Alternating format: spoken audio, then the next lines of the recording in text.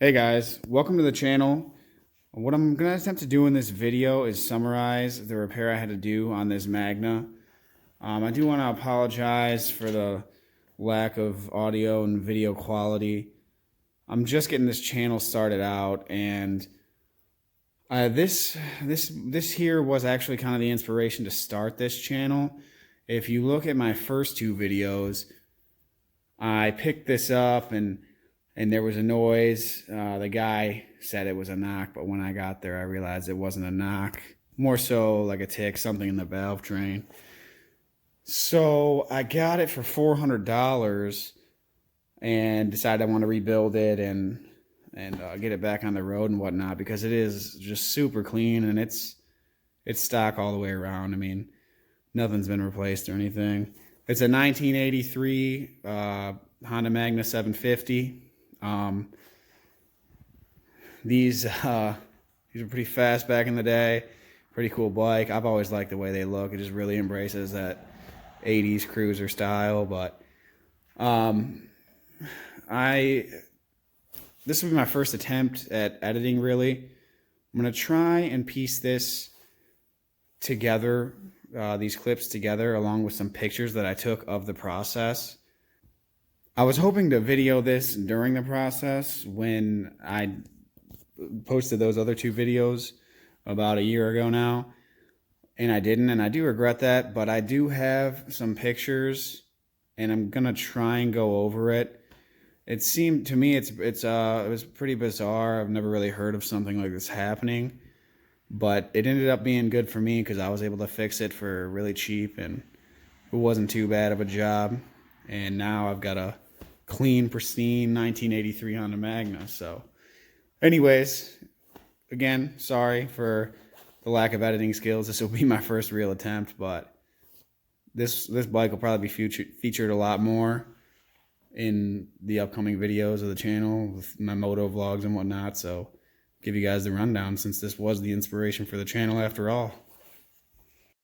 Also want to mention the guys at V4musclebike.com, really helpful. That's an awesome forum. First forum I've ever been a part of. I did a lot of research on there, and I did my best to upload what I learned from this whole ordeal and the process, so to maybe help out others, because that's what I like about that forum and YouTube in general, trying to kind of give back, because I've gotten a lot of information and help from everyone online. So I'll probably leave a link to that in the description, my post over there.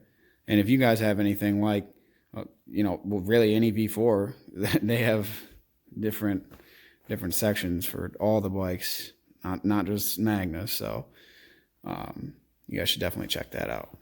Okay, so I'm going to start by showing you what the problem was, and then I can kind of go through the process of how I had to repair it. But I'll try and include the first video I ever posted, which short 20-second clip of the sound, even though it's difficult to hear things like that through speakers, but you'll get an idea with the before and after of what the sound was. I determined that it was in the front head in the valve train.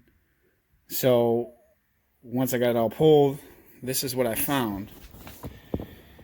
It wasn't a part like this. This valve and the valve spring, everything was put together, but I couldn't set the clearance right on this for quite some time. And then I decided to pull the adjuster screw out, and that's when I found the problem. So on the left here is what caused the problem. The valve adjuster screw here somehow kind of disintegrated. Chunk just came out of it, ended up falling down into the cylinder and being smashed up against the head by the piston. And here is what it should look like. Nice subtle curve to it. Obviously not mangled. Well, that also caused the keeper to split, but that didn't come apart until I was actually had the head off and kind of messing with the valve. But here is where the real problem came from. This is that piece of the adjuster screw that fell down into the cylinder and was smashed into the head. It may be difficult to see through video, but right there at the tip of my finger is where that piece was smashed into. And I believe I have a picture of the piston, but there's really no visible damage, so I decided that it was fine to reuse that and just replace this head. Along with the part that was smashed in to the head, it's kind of difficult to tell, but on the picture of the piston you can see it a lot better. But this valve here, as you can tell, a lot different color, not nearly as much soot on it. Carbon, I mean.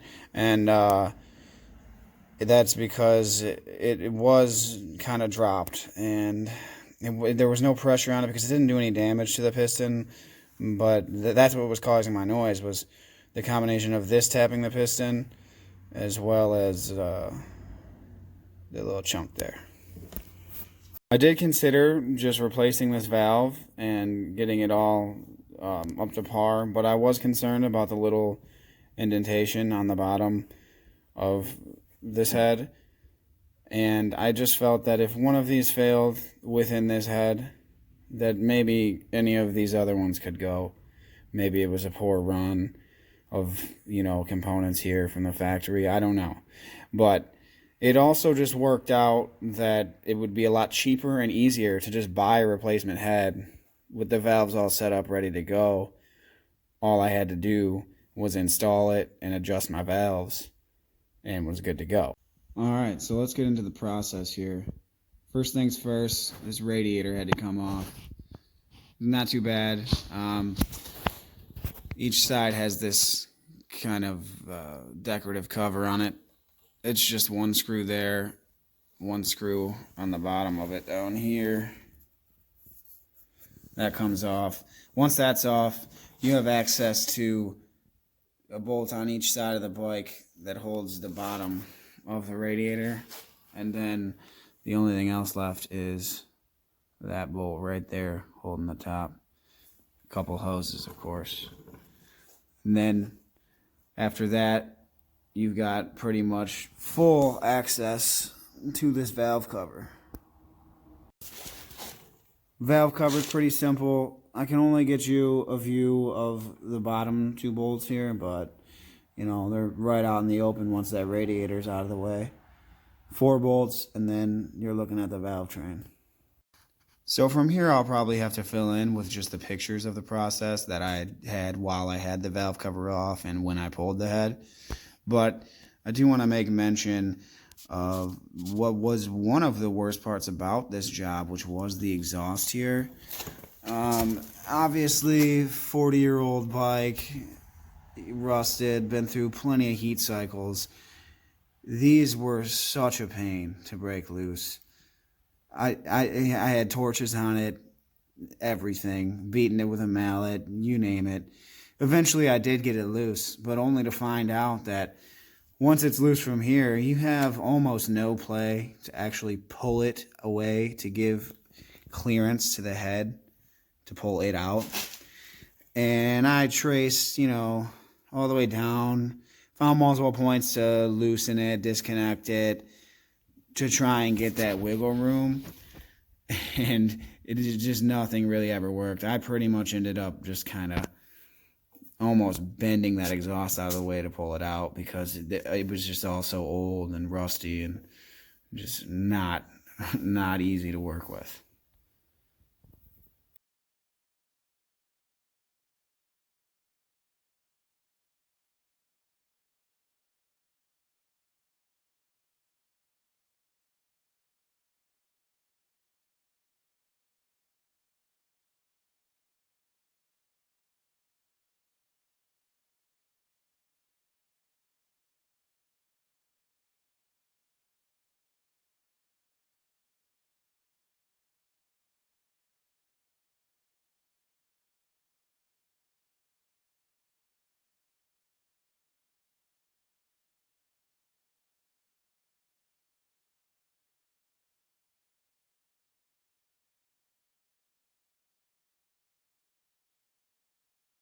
So here's the clip of the sound that it was making before.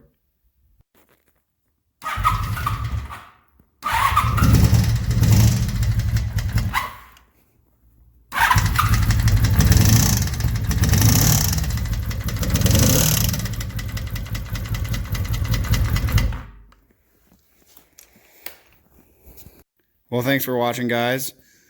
Hopefully you guys found this useful or interesting, and you enjoyed it. I'll be having a lot more coming, hopefully better quality, like I said, but I figure I might as well fire it up for you, and you can see the finished project. And definitely get you a ride video once it's warm enough.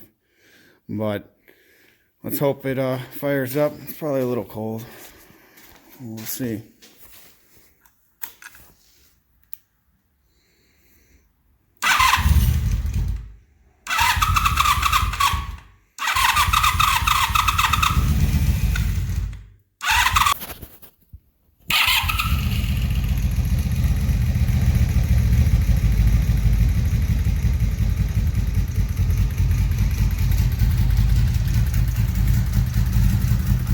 And there she is.